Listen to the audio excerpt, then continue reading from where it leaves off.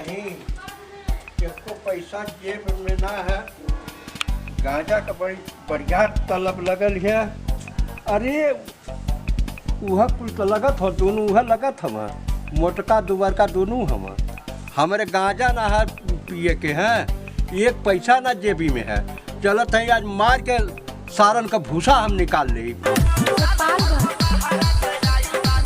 अरे बाहर पकड़े सरो पा जाता मोबाइल तो का तोर समझ में आवत रे हैं?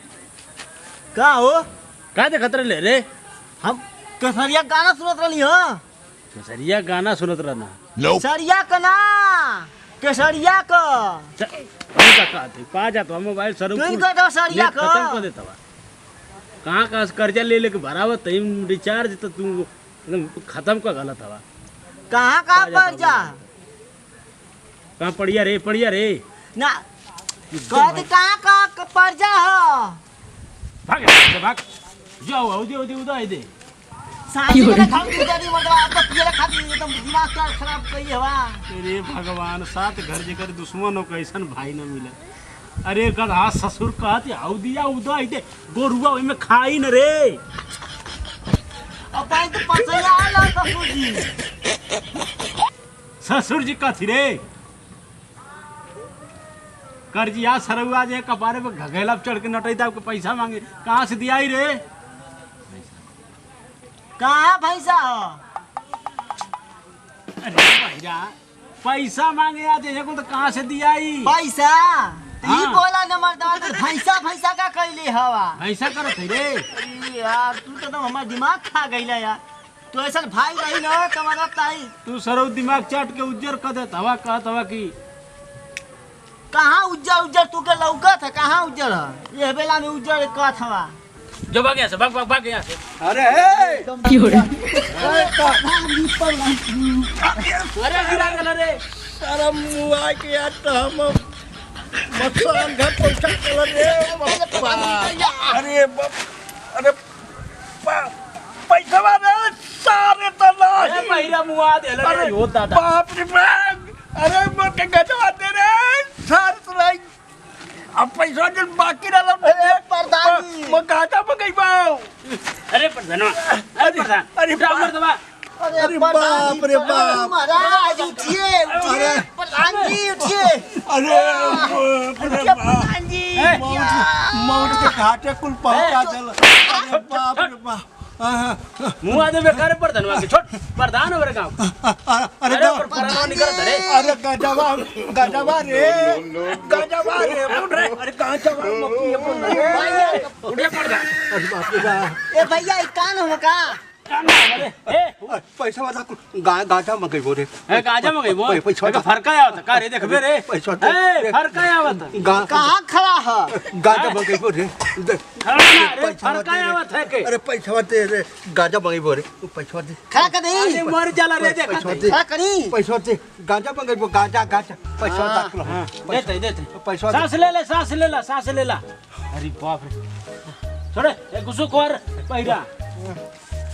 हाँ सांस ले ला। अरे बाप रे साढ़े मती सांस लेत है। खाड़े साढ़े मती रे साढ़े मती लेत सांस। साढ़े मती। बाबू बहुत दिन हो गए, पैसा दे दा। गांजा पिए के हमरे ना बा, पैसा दे दा नहीं तो हम मर जाई। सर जई बा। अरे एकदम बहिर रे कहत हूँ गांजा ना पिया। गांजा ना पिया। अच्छा मर जइहा। मर जाइए मर जाइए करत वे। ना हम मैं समझा कि सर जइहा तो कम सुनी ना। अबे ठीक है कहीं सड़ई ना। अच्छा मिल जाए भैया मिल जाए। चाचा घबरा मत मिल जाए। अरे एक दौड़ा पड़त है। अरे खौरा दे ले के। खौरा ना रे दौड़ा पड़ा था। अच्छा पैसा गांजा पिए के बाबू नहीं तो हम मर जाई। हेटर पीला।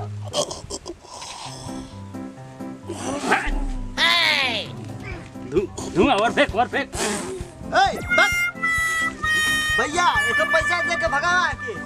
कितनी ले ले मैं तो भुला गए हाँ मैं तो भुला गए कितनी ले ले कर रुपया रहा रे तोर हम ना दे ले आई अरे दे ले रहा कितना पैसा है तुआ 2000 2000 है हाँ ला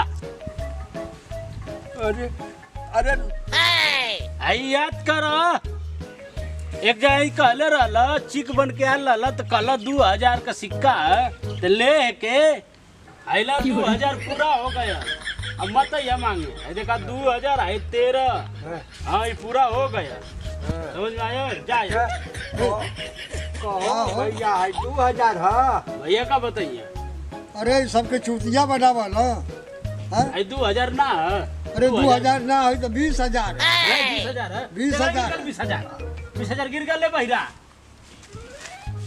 30,000 हो गल तब इंजा ले पड़ी औरू आई 20,000 का था वहाँ आई हाँ 20,000 है नया सिक्का चलन है 2000 काट लिया 18,000 हमको वापस दे दिया जा कहो हाँ 20,000 नया सिक्का चलन जा है अब ए जा जाएंगे हाँ जा गाजा पी लिया जा चल चल ए चल चल प्रधान फिर यहाँ चल चल अरे भैया एक कवन प्रधान बना देना रे कवन धान धान प्रधान तो खेतों में से नहीं आइला तो मदद नहीं तो बेने ना सिजा जाई ए भैया लोग एक चक्कर पड़वा पगला जाइबा भैया हाथ जोड़त है चैनल में सब्सक्राइब कैला बहिरा के देखा था ना कहती प्रधान तो कहता धान उनके का चमकावत हवा हमसे बात करा तर मौसा हो ना बाय बाय बाय बाय